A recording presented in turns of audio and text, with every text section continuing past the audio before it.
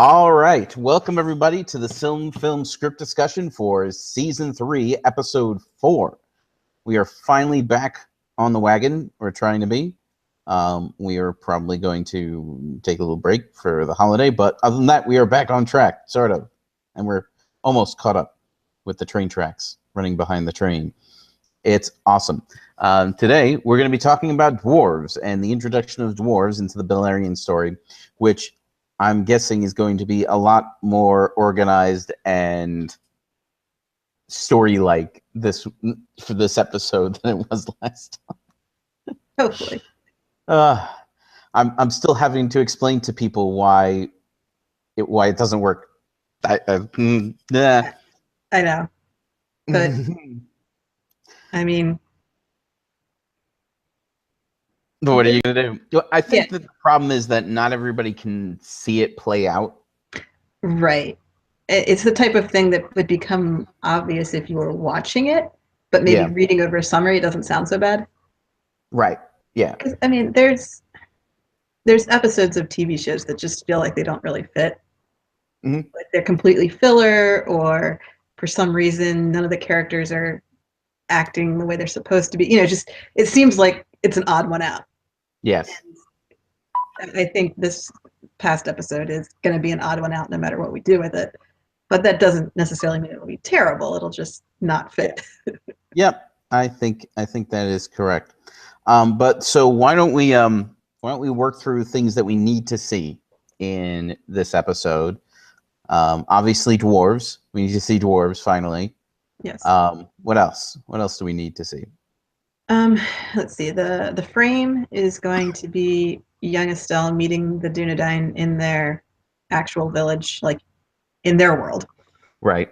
Because he's only ever seen them visiting Rivendell before. The main storyline obviously needs to focus on the dwarves meeting the Sindar.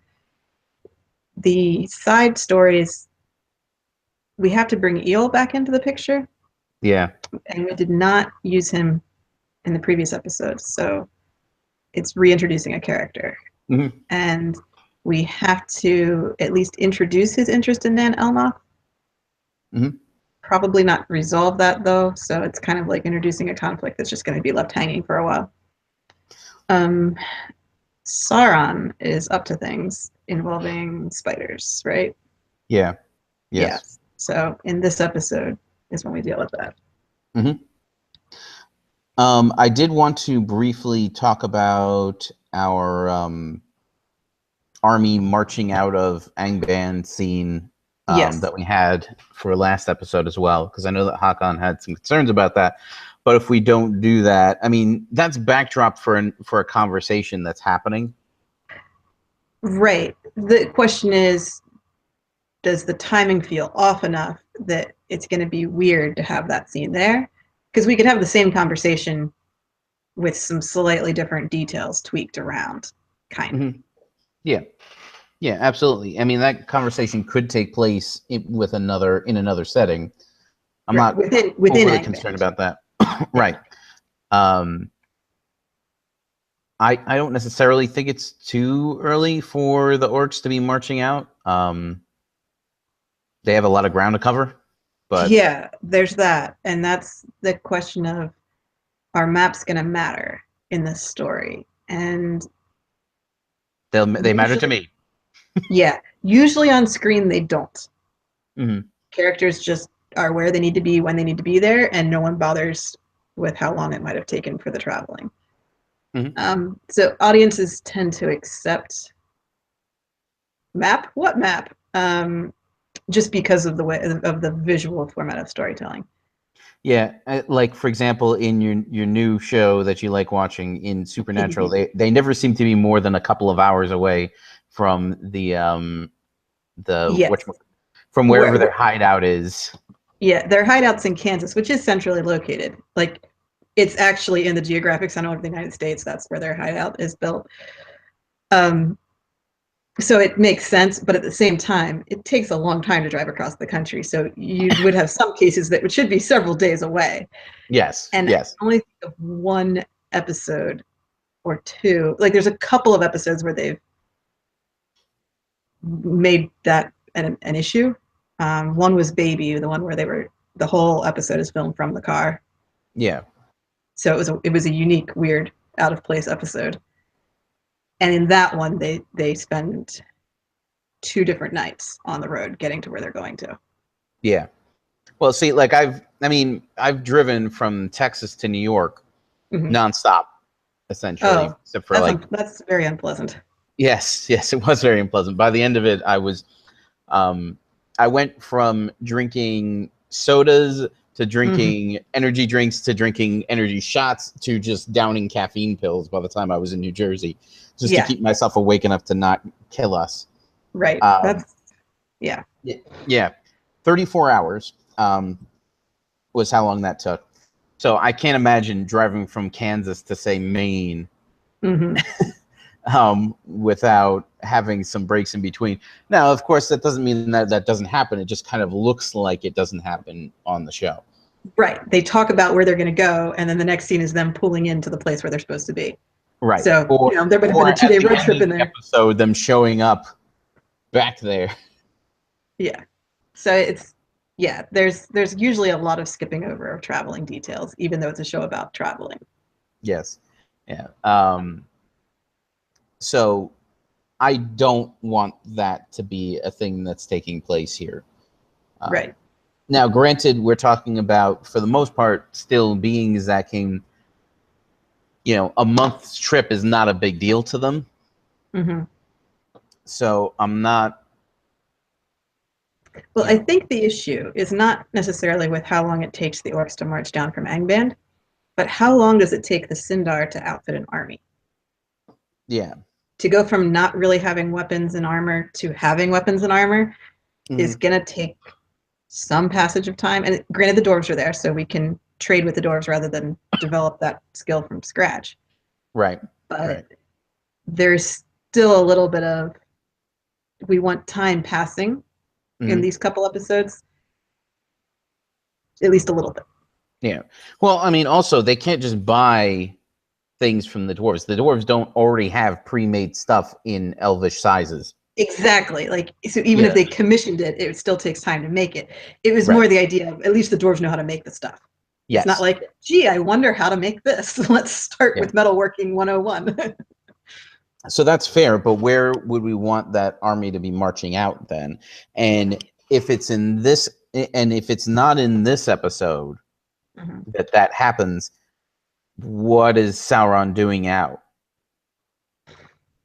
Yeah. Why is he out there? What episode do we have him actually assaulting the Havens? When was that planned for? I have no idea. I'd have to go check I am currently checking. Okay. But while I'm doing that, I realized that last time we had a lot of dead air while we were looking things up. While I'm doing that, if let's say that we can that, what other options do we have for that as a backdrop for that conversation, do you think? Well, the easiest transition where we wouldn't have to change the content at all would be to have Thurin-Wethel and Sauron have that conversation in Angband, right next to the pits where the orcs are training or existing or whatever. Yeah.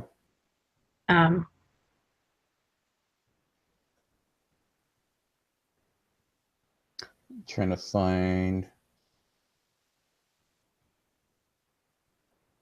the most recent. Okay.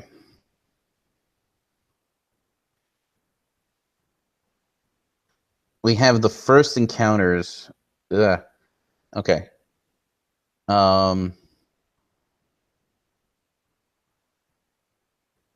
I'm thinking episode 7 or 8, we're going to start seeing this start to happen. So we don't have a ton of time. Yeah. But I could see wanting to hold off on an army marching south until after we've at least met the dwarves. So I did hear his concern.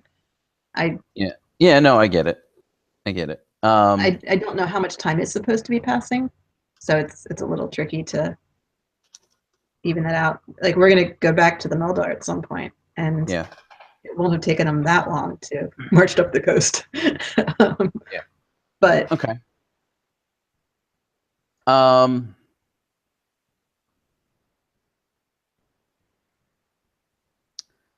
These have changed since then. Okay, so all right. So let's start talking about this episode. In our main story, what would we say is our who would we say is our main protagonist in the main story? I think we want it to be from the Sindar point of view, not the Mhm. Dorvish point of view. Yeah. I mean, because you could technically have one of the dwarves be our protagonist, but I don't think we want that. So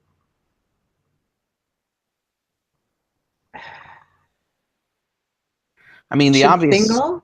Yeah. Thingol? I mean, Thingol is Because kind of the obvious one. Yeah.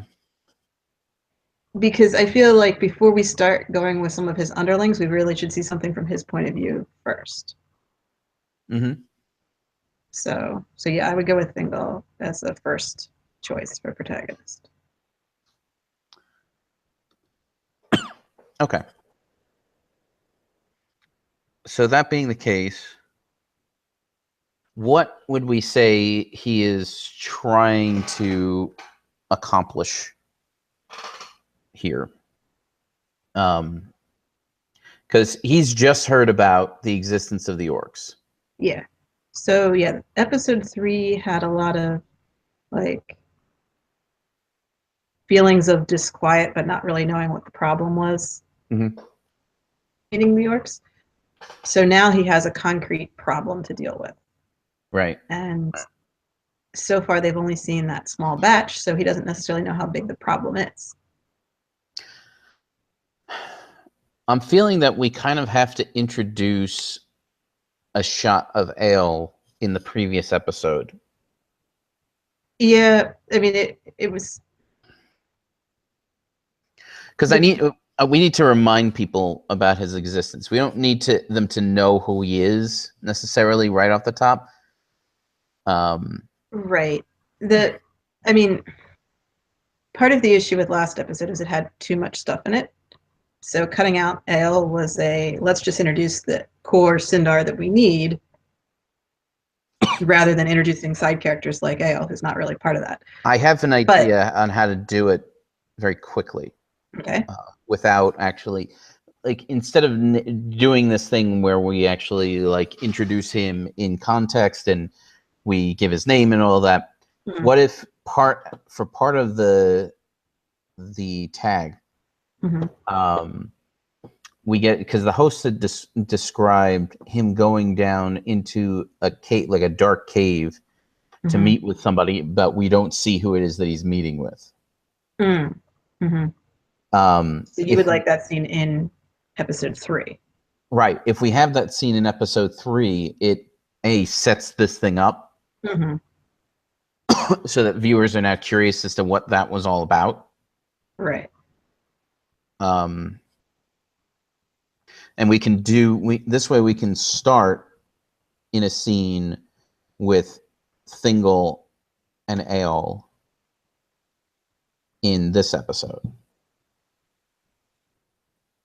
We could.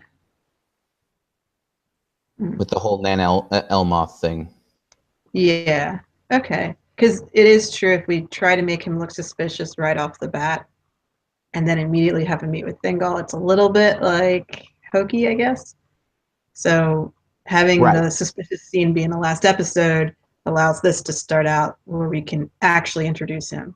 Like he has an actual introduction here. Right. We could even have a voice saying, "Ale, my friend," like mm-hmm. saying something, and if that voice is like gravelly and whatnot and dwarvish, mm-hmm. it will sound ominous. If it's not, if we can do it in a way that sounds ominous. Sure. No. I understand completely how that works, and obviously, for tags, it's good to set up a mystery a little bit of like, oh, what's going on here? That looks suspicious. Let's Yeah. see in the next episode. So For we people can who are binge watching, keep binge watching. right, and we can name him also that way without having to go through a whole big song and dance. Yeah, and that's probably a good intro for his character. I mean, I realize we've already introduced him in season 2, but that was long enough ago that he needs to be reintroduced. Yeah. And I feel like that sense of mystery is probably a good note to have the very first sight of ALB. And that scene has to be lit by like firelight, like forge light too, because A, ominous, and B, that's the same lighting that we saw him in last, was firelight. Right, because there was like a bonfire at the Yeah. Great Debate, and then he stormed off into the night. Yeah. Yes. Okay. All right. I'm fine with that. I think we can probably get away with sneaking that small of a scene into the other episode without it. Well, still having it fit. Yeah. The host did not seem to be going for the idea of putting the Feanor Fingolfin scene in episode 5, so that probably also needs to be reinserted into episode 3. We could just put it in episode 5 and see what they do about it.